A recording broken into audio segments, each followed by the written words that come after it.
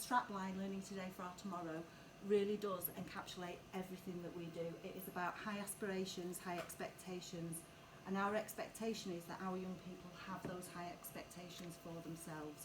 We are a special school, but we have extremely high expectations and aspirations for the young people here, and we want them to take that out from when they start here, but also when they leave.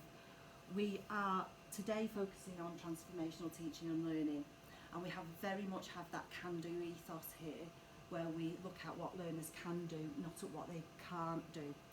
And that's evident throughout the whole school and throughout the whole curriculum. We take risks, and we focus on a lot of this embracing learning outside of the classroom and opportunities and looking at experiences. So for example, all our Year 7s in the first half term have a number of experiences that we get them out to castles, we get them doing team building, they have experiences. This is what our transformational teaching and learning is based on.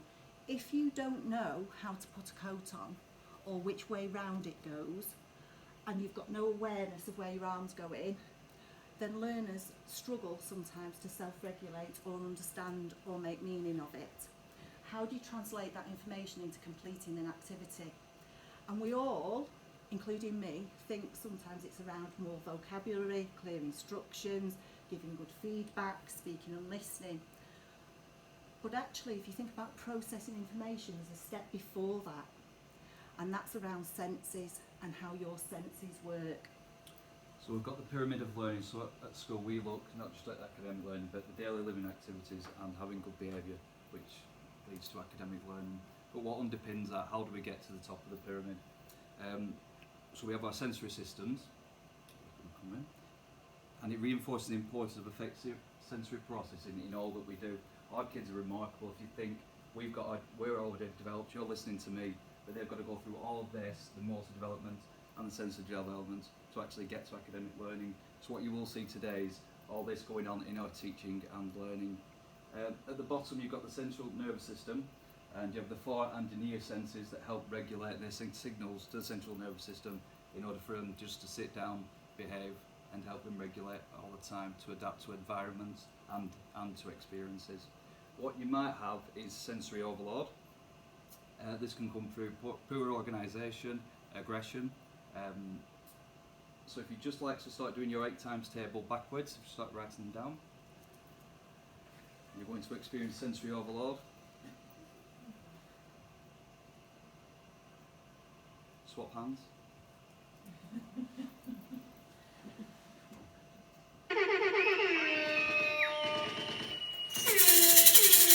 Stand up, please, when you do that. Sit down again, please.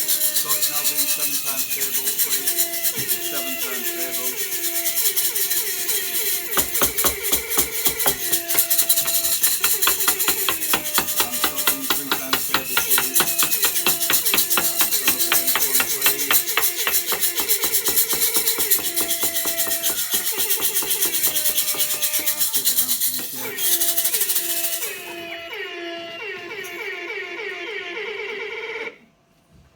So you were just a sensory overload then. You've had a feeling of what some of our learners go through every day, but you've also got learners who are under aroused as well, so you've got the flip side of that.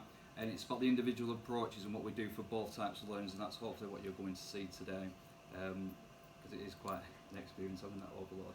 But it just shows you how remarkable our learners are that are going through that on a daily basis. So like I said, it's not just about the academic learning at the top, it's everything that underpins that.